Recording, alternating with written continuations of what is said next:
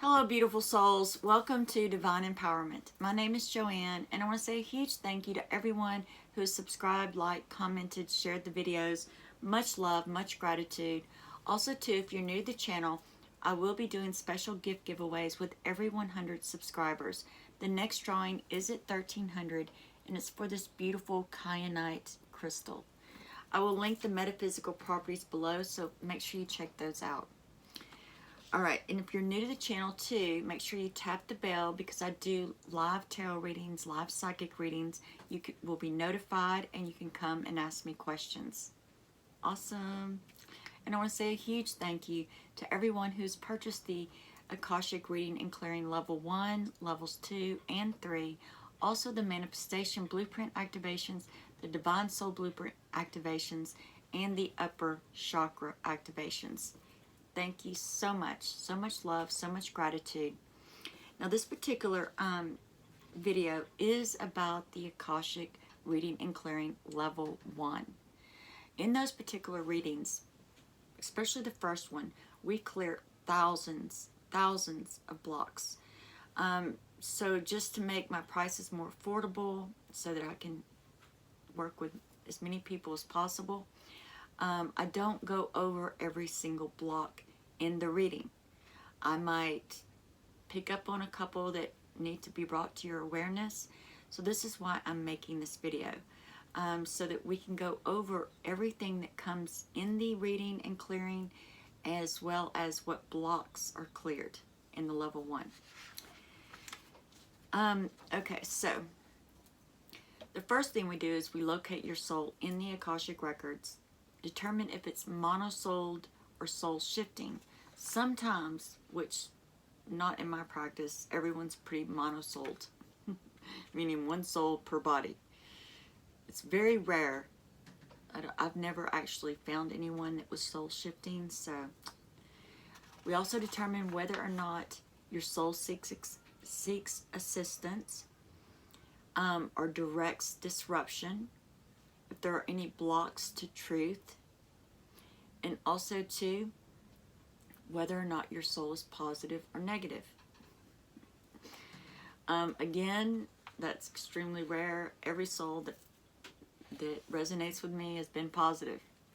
Yay. All right.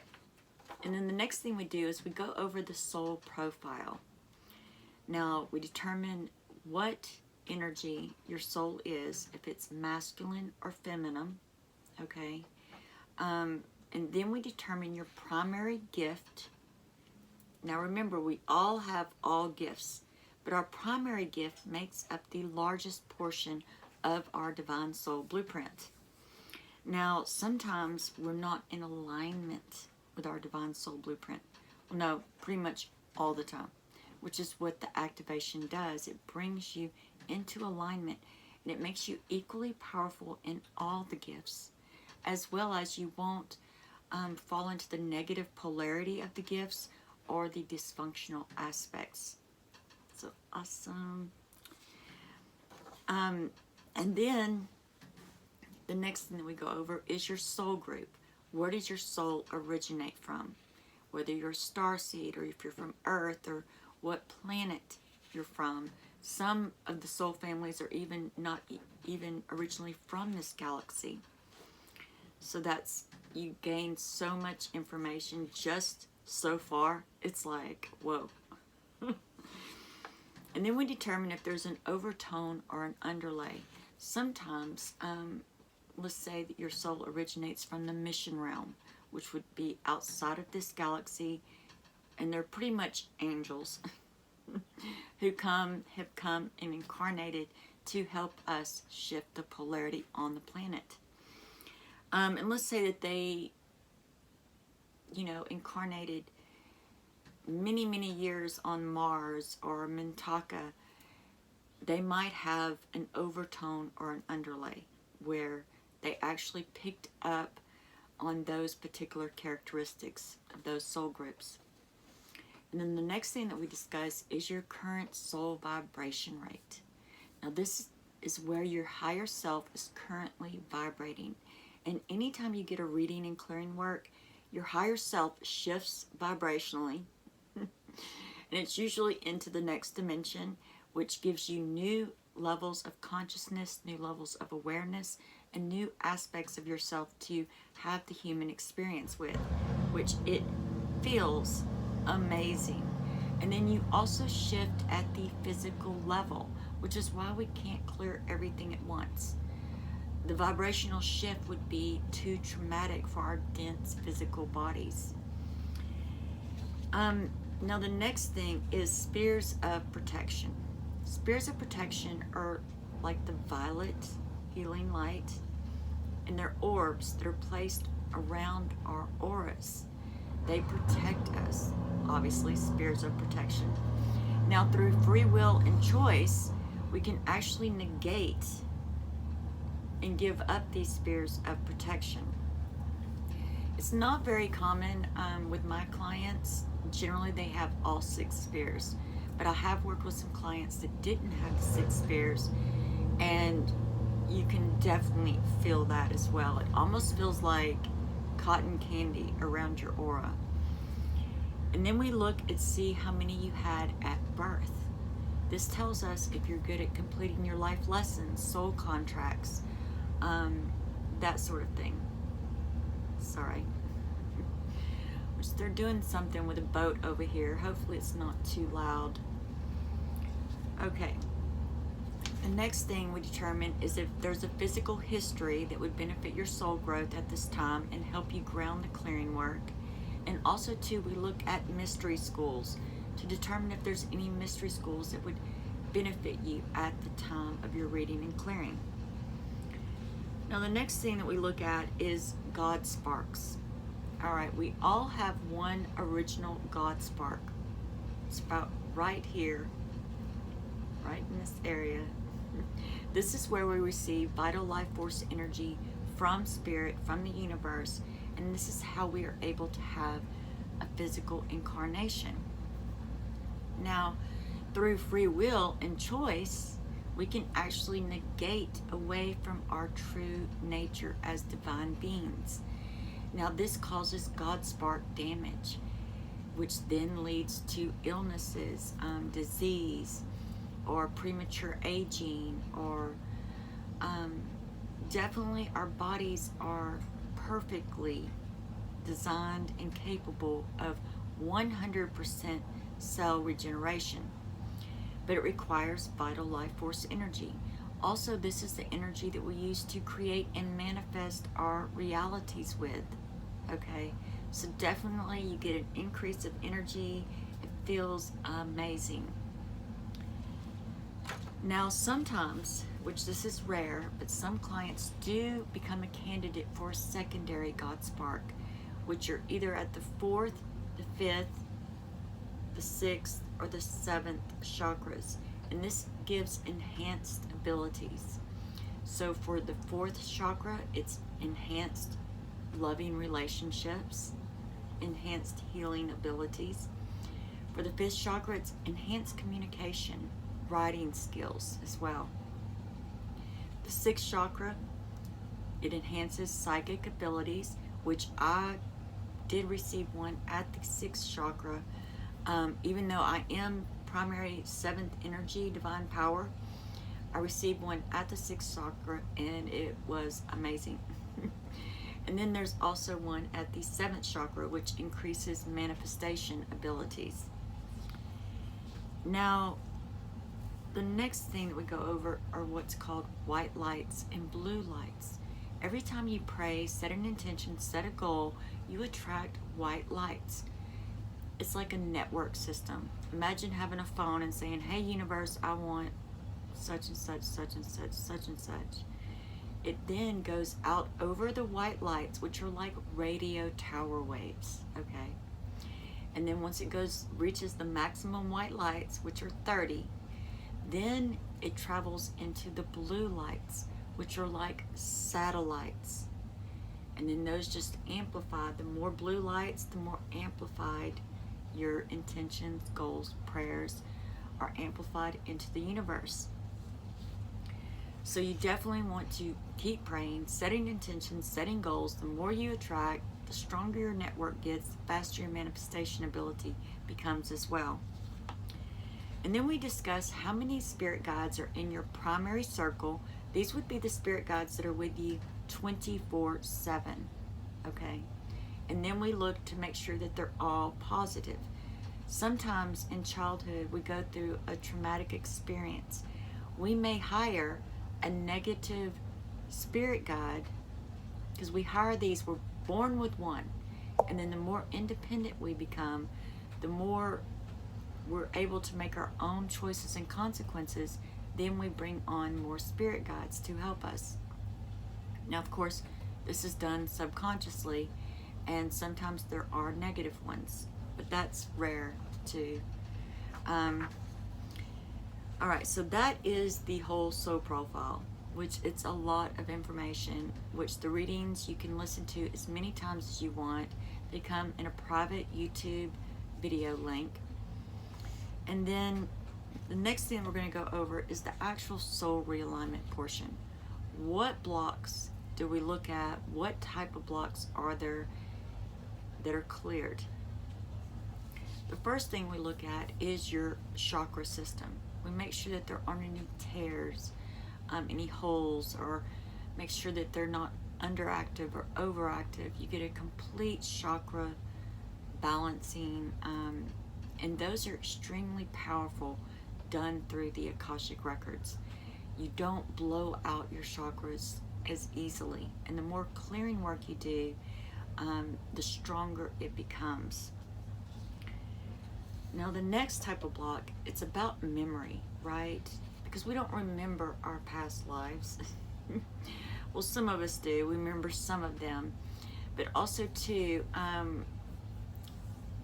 through free will and choice, we can actually have memory loss, memory added, memory clouded, memory highlighted, and memory programmed. So we take a look at your memories, and based on your intentions, those blocks are cleared. Now the next thing that we look at are entities. Are there any attached or stalking? Are they from a past life, a present life? Also too, we look at partial possessions or attempted possessions of these entities. We look for earthbound spirits, ghosts, and poltergeists that may be feeding on your vital life force energy. Then we look at negative thought forms. If you're currently creating any, or if anyone's creating any about you or directing any negative thought forms towards you. So yes, that one to me was so huge. Because generally it happens with family members. Family members tend to create negative thought forms about us just because they've known us for eons, right? We tend to incarnate with the same family members, not always, but generally. So we clear those. And then, of course, as you want to set the intention to clear those daily. So if there are any in your reading, I definitely guide you to do that. The next thing is anger spears. Anger spears is like when someone is really angry at you and then suddenly you don't feel like leaving your house. That would be an anger spear. And it does. It just makes you just want to stay at home and stay in bed and not go out or do anything. Which those are not very common with my clients, but every now and then I do find one. Then we look at compassionate connections. Now these would be connections where we're actually giving our vital life force energy to another soul, which is completely unnecessary. We all have access to an infinite amount of vital life force energy. Now through free will, we can negate our ability to receive it through the God spark. But again, this reading and clearing work, to me, that's probably one of the top reasons to do this, is to receive that vital life force energy. And it really does ripple out into all areas of your life.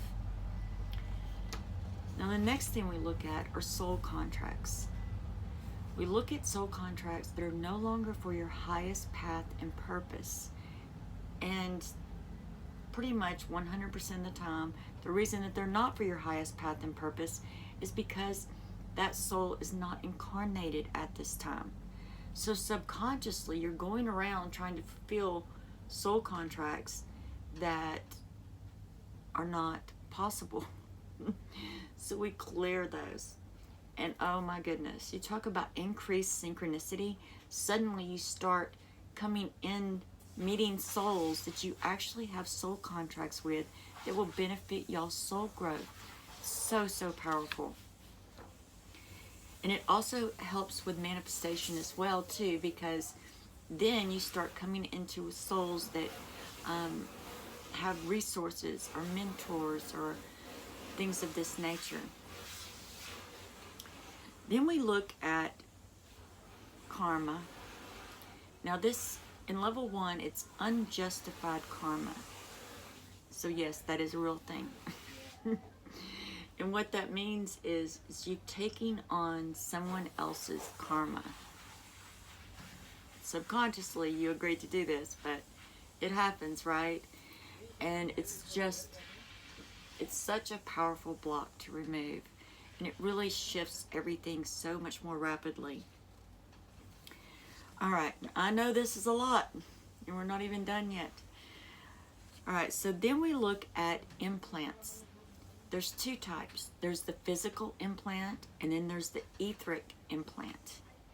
Now, not all souls have physical implants, but we do look at those to make sure that they're in resonance with your physical body.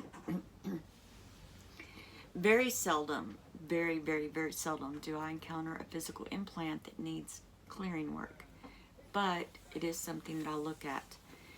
And then we have etheric implants, which were actually created by Syrians, and they run negative programs. They were designed to kind of get us moving forward, but they failed. So every soul has 2 of these, one in the mental body, one in the emotional body. And those are truly, truly unbelievable, especially because we are actually feeding our energy, depending on which chakra that they're located at. We're feeding our energy into these negative programs that are not helping us. So we definitely clear those.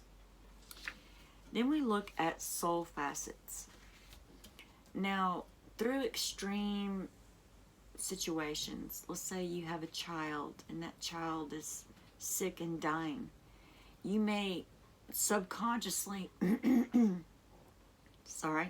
subconsciously try to give soul facets to this child to keep them alive, or vice versa. It's not that common, but it is sometimes common, and it does require special homework for the clearing, to ground that clearing. Now you can have soul facets lost, and then you could have another person's held. Either way, you want to clear those, okay? And in extreme cases where there's soul facet loss, it can even cause things like ADD, and what is the other one? Can't think of the name of it. Anyway, it can cause those type of disabilities. So yes, we clear those, we reset the soul facets, and there is huge stride works in that particular area. Then we look at portal ways to the subconscious, astrals, past lives, race of beings, and parallel timelines. Now again, we want to clear those because what happens is things get intermixed, all right? We definitely want to keep all of the blocks and the portal ways clear, right? Then we look at if there's any negative astral traveling, whether you're doing it currently, if you've done it in the past life. Also, too, we look to see if you've ever been trapped in a negative astral, or if you've ever trapped another person. Now, we also look to see if there are any vows to God, which pretty much every client has all 6 vows, so I might as well just spit them out now. Poverty, sacrifice, suffering, silence, obedience, and chastity. So those tend to run like a background theme in our realities. It's subtle, but once they're cleared, you really see where they were playing out in your reality.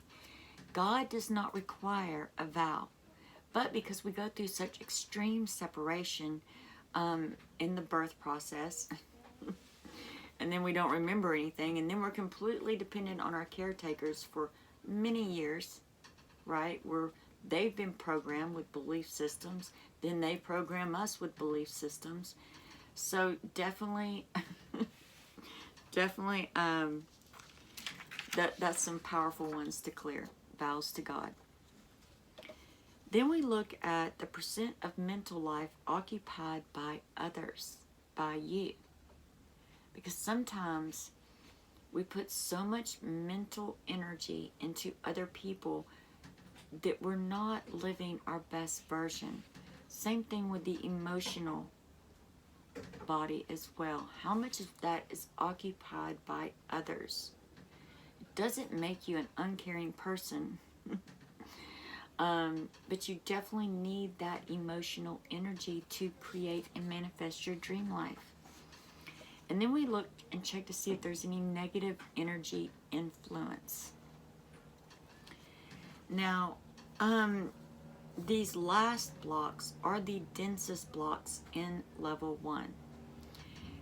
One is negative subconscious intentions, pacts with other souls, bargains with other souls, and constraints. Now remember, no one can put these blocks on you. Generally, they're created through family, loved ones, where you go through some kind of extremely traumatic emotional experience. And because we are finally able to do this at the physical level, this work will be monumental in future incarnations. We normally would do this in between lives. In between. Like once you pass, you transition over. Let's say you would meet with me. We would go over your Akashic records. We would clear them and everything. But because it wasn't done in the physical, it just tended to repeat itself. Okay? These clearings have to be grounded into the physical while you're incarnated. Yes. In the Akashic records, it holds every choice and consequence that our souls have experienced from the time our soul was birthed, or our essence was born, created, until present day. Now, those are all the level 1 blocks. And like I said, in that first reading and clearing, we clear thousands of them. Now, if you're interested in level 2 and level 3 blocks, I'm going to list over these. I don't think that they really need to be explained. Level 2 blocks. We look for chakra imbalances, hooks and cords, imprints, karma, beliefs. Now, we adopt beliefs to help us make sense of our reality, which we do so as small children. But then they serve us at that time. But then as we become adults, these beliefs no longer serve us. So again, level 2 is denser blocks than level 1, and they're in the 4th dimension, the mental body. So you will definitely feel this work even more. Environmental. Sometimes in your environment there might be some energy that needs to be cleared. Illusions. And then of course that's all of level 2 blocks. Then we get into level 3 blocks, which are the densest. They're in the 3rd dimension at the physical level. They're still energetic blocks, but they are much denser. So these would be them. Parallel timelines, genetic karma, hungry ghost, ancestral vows, viral entities, archetypal blocks, DSB code corruptions, negative archetypes, and negative unconscious patterns, which is the densest one. And it really is the hardest one to let go of because it is outside of our awareness. It is completely unconscious. And then also too, I do offer the DSB code corruption readings and clearings. That's where we clear a whole bunch of those at once, which is very intense but very phenomenal as well, especially with manifestation. All right, so I think that's about it. Blessings into infinity. Mwah.